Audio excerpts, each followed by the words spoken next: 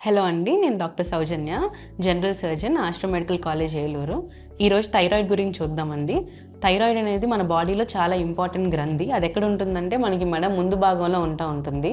Thyroid ఈ గ్రంథి secrete చేసే హార్మోన్‌ని థైరాయిడ్ హార్మోన్ అని అంటాము. సో, ఈ హార్మోన్ ప్రతి ఒక్క సెల్‌కి కూడా చాలా ఇంపార్టెంట్. బాడీ డెవలప్‌మెంట్‌కి కానీ, చిన్న పిల్లల్లో అయితే బ్రెయిన్ డెవలప్‌మెంట్‌కి చాలా ఇంపార్టెంట్ అనమాట.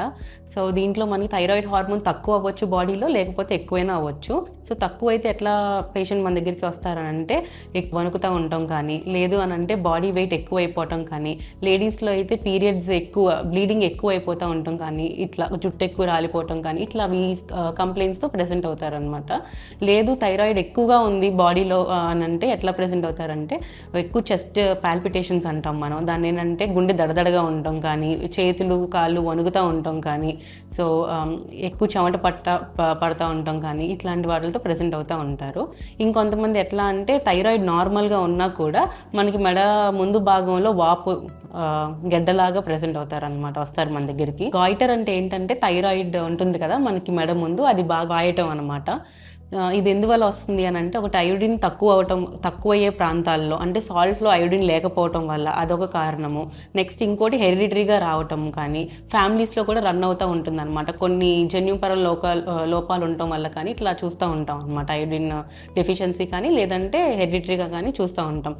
నెక్స్ట్ ఇప్పుడు దీనికి ఎట్లా పేషెంట్ మన దగ్గరికి వచ్చారు ఈ కంప్లైంట్స్తో. అంటే ఇప్పుడు థైరాయిడ్ నార్మల్గా ఉన్నా కూడా ఓన్లీ గ్లాండ్ పెద్దగా అయిపోయింది, వాపు ఎక్కువగా ఉంది అని వస్తారనమాట. సో ఫస్ట్ మనం ఇక్కడ ఏం చేయాలంటే పేషెంట్కి వాళ్ళు నార్మల్గా థైరాయిడ్ హార్మోన్ నార్మల్గా ఉందా లేదా అనేది చూసుకుంటాం ఫస్ట్ మనం, లేదా దానికి తగ్గట్టు సిమ్టమ్స్ ఏమైనా ఉన్నాయా లేవా అనేది. ముందు రక్త పరీక్ష కూడా చేస్తాం అనమాట. థైరాయిడ్ ప్రొఫైల్ అని అంటాం. T3, T4, TSH అని ఉంటుందన్నమాట. సో నార్మల్గానే ఉన్నాడు పేషెంట్, అయినా కూడా పేషెంట్కి వాపు ఉంది అని అనుకుంటే దెన్ మనం స్కానింగ్కి వెళ్తాం అనమాట. ఎందుకు స్కానింగ్ చేస్తున్నాం అని అంటే, ఇప్పుడు పేషెంట్కి వచ్చిన ఆ వాపు అనేది, ఆ గెడ్డ అనేది మంచి గెడ్డ అవ్వచ్చు, చెడు గెడ్డ అయినా అవ్వచ్చు. మంచి గెడ్డ అంటే మామూలు బినైన్ డిజార్డర్స్ అని అంటాం అనమాట. లేదు చెడు గెడ్డ అంటే ఏంటంటే మ్యాలిగ్నెన్సీ అంటే క్యాన్సర్ గెడ్డ అయినా అవ్వచ్చు. సో అది ఏ టైప్ ఆఫ్ గెడ్డ అనేది చూసుకుంటానికి ఫస్ట్ మనం స్కానింగ్ అనేది చేస్తాము.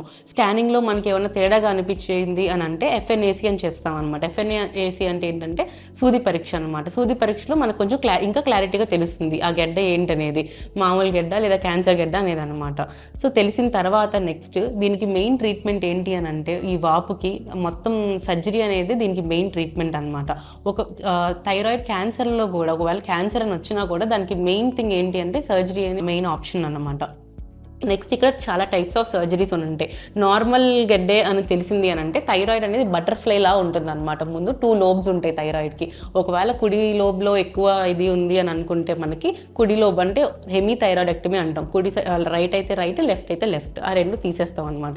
కొంతమందికి ఏంటంటే మొత్తం గ్లాండ్ మొత్తం ఇన్వాల్వ్ అయి ఉంటుంది. సో అట్లాంటి వాళ్ళు ఏంటంటే టోటల్ థైరాయిడెక్టమీ చేస్తాం. టోటల్ అంటే మొత్తం గ్రంథి మొత్తం తీసేస్తాము.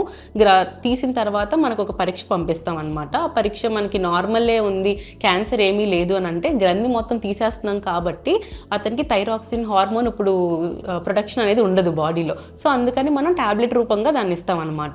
ఒక 25 పవర్, 75 పవర్, 100, 120 అట్లా 125 అట్లా ఉంటాయి పవర్స్ అనేవి. సో ఆ పవర్స్ ఇస్తాం, ఆ టాబ్లెట్స్ ఇస్తాం, లైఫ్ లాంగ్ ఇవ్వాలి పేషెంట్కి. లేదు ఒక హాఫ్ ఆఫ్ ద గ్లాండే, అంటే సగం గ్రంథి ఒకటే తీసాం, ఇంకో సగం ఉందంటే దానికి అప్పుడు అవసరం లేదనమాట. ఒకవేళ తర్వాత అది క్యాన్సర్గా తేలింది అని అంటే నెక్స్ట్ ఏం చేయాలి అని అనుకుంటే, క్యాన్సర్ అని వస్తే మనకి కొన్ని గెడ్డలు నోడ్స్ అని అంటాం అనమాట. లింఫ్ నోడ్స్ అని ఉంటాయి మనకి మెడలో. సో ఆ లింఫ్ నోడ్స్ అనేవి డిసెక్షన్ చేయాలి. డిసెక్షన్ అంటే ఏంటంటే అవి కూడా తీసేయాలన్నమాట. ఎందుకంటే ఇక్కడ నుంచి క్యాన్సర్ అనేది గ్రంథి నుంచి పక్క వాటికి కూడా పాకుతుంది అనమాట. సో అవి కూడా తీసేయాల్సిన అవకాశం ఉంటుంది. అది ఏమి అనేది తేలాలంటే ఫస్ట్ మనం సర్జరీ అనేది మెయిన్ ట్రీట్మెంట్ అనమాట. లేదు అసలు వాళ్ళకి పేషెంట్ అనే వాళ్ళు మనకి వాపుతోనే ప్రెజెంట్ అవ్వలేదు, ఓన్లీ మనకి రక్త పరీక్ష చేసినప్పుడు తక్కువ ఉంది థైరాయిడ్ లేదా ఎక్కువ ఉంది అంటే అప్పుడు దానికి తగ్గట్టు మనం టాబ్లెట్స్ కూడా పెట్టుకోవచ్చు అనమాట.